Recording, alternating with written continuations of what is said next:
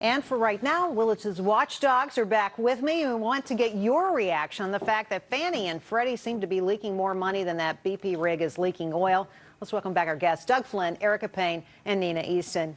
Erica, let's start with you. You know, this is a huge problem, and a lot of people say you can't pull Frannie and Freddie out of the mix because they are the mortgage market. They are. Unfortunately, you can't pull them out now. Over the long term, we've got to eliminate Frannie and Freddie, but it's got to be done in a really careful and systematic way so it doesn't cause too much disruption. All right, Doug, this is like your bailiwick here. Frannie, Freddie, in lots of parts of the country, everybody gets a loan that has them involved in some way. Well, how do you fix this? Well, it goes back to the original problem of the fact that they allowed people to put down less than 20% and continue to buy those loans. And you can't do that. Putting down 0 down, 10% down is the whole reason why when they released that, we got into the problems that we got into. So now you're in for this. You've got to fix it because you can't let the housing market subside any further. But going forward, you cannot continue to let people who can't afford to buy a house and then let the government buy it and bail it out if it doesn't work. Jerry, I'd love to. Can I just jump back on this for just a minute?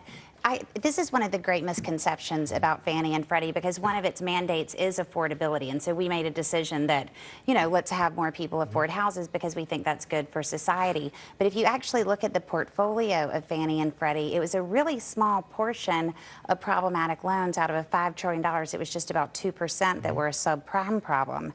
The larger problem was in people that had FICO scores of 720 and above. So it's not an affordability problem. I think you got to say, though, Erica, really, there was a mix of loans here. There was lots of subprime, but the real problem now is the cleanup. Nina, to you, I think it's critical at this point to see if we have the political will to really do anything about this. That's a real problem now. We know what the mess is. We get that. We see the details. But I don't see Washington coming up with anything at all to fix this. Because, Jerry, it's more emotionally satisfying, particularly for liberals, to just blame the big banks and to say that nobody else had anything to do with it. The fact of the matter is, as the Wall Street Journal said in your earlier piece, Frannie and Freddie were at the heart of this. And they did have a large portfolio of subprime and Alt-A loans. They loosened, more importantly, they loosened the lending standards of the loans that they purchased so that people didn't have to put documents down, so that people didn't have to put money down. And that trickled down to these problem loans that are at the heart of the crisis. Again, and only until 2% we acknowledge that, until we acknowledge that, I think subprime was a critical part of the mortgage meltdown.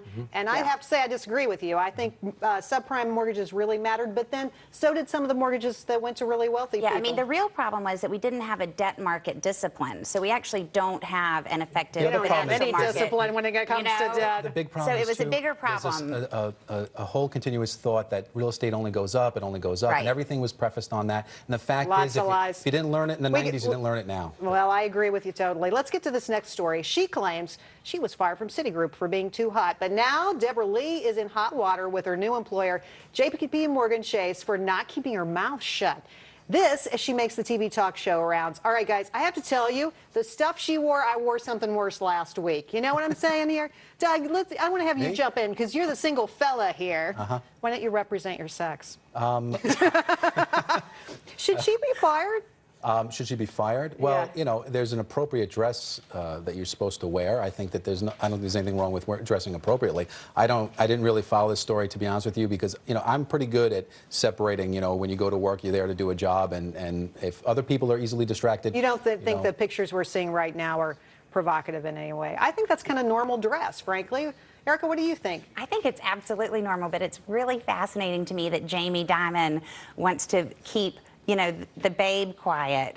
You know, if I were him, I'd let her keep on talking to keep, you know, her attractiveness away from the story about his unattractiveness as a leader of an institution that helped lead to the financial crisis. What is unattractive about Jamie Dimon? Well, what's unattractive about the industry as a whole is that they've spent $600 million in the last 18 months to try to make sure that legislators don't put in a set of rules that will help this not happen again. I find that really unattractive. Nina, has Wall Street been effective in shutting down Washington on reform?